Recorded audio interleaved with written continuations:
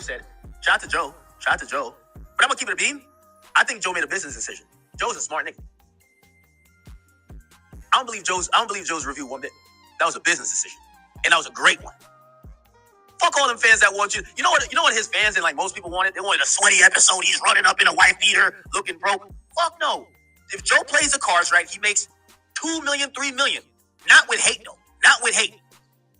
By this, like the way how the pod handled it is a business move. That's great. That was an amazing. I seen like 2 clips of it, and I thought Joe was gonna, you know what I mean? Because I had heard like what they said pre-album, and then I was like, oh, perfect. They made the business move. That's good.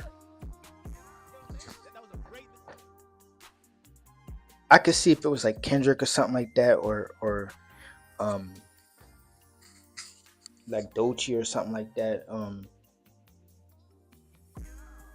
Yeah, it's coming out. A lot of the pod's music ideas are business decisions and relationship related. Like even when you see them diss certain artists and stuff like that, that's because they don't really know no one in the managers of the artists. Like they show love to certain artists depending on like who they're in bed with business wise, and also if they know anybody else around them. That's why Joe will come out and just straight up diss Logic and all that kind of stuff like that, because he don't know Logic's manager, he don't know who's Logic signed to or whatever like that.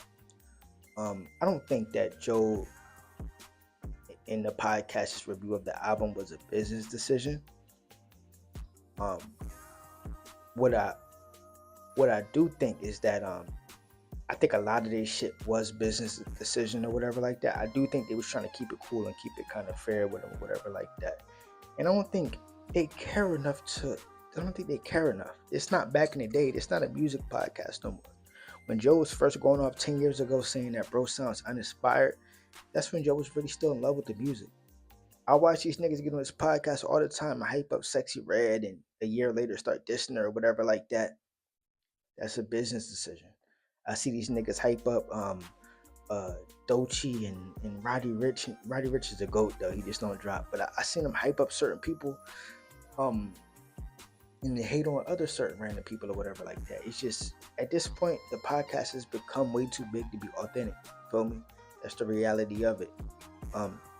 Certain cast members, I like their opinion of it. Certain cast members, I thought they was just doing whatever. But the reality is, yo, so many people watch this shit. It's so big that it will always be a business decision at this moment. Their voices are way too powerful. Too many people watch this. They're in bed with too many people. You feel me? Also, like, would the review of the album have been different if Drake would have won that beef? That's the reality of it. My opinion on the album, I think the album was good. I ain't listened to Maid of Honor, but Habidi, I think it was okay. And Habidi sound like Honestly Nevermind Part 2. You feel me? And then Iceman sound like For All the Dogs Part 2. But like, I'm not gonna say a weaker version, but kind of like a weaker version of it. You feel me? I think the album was alright. You feel me?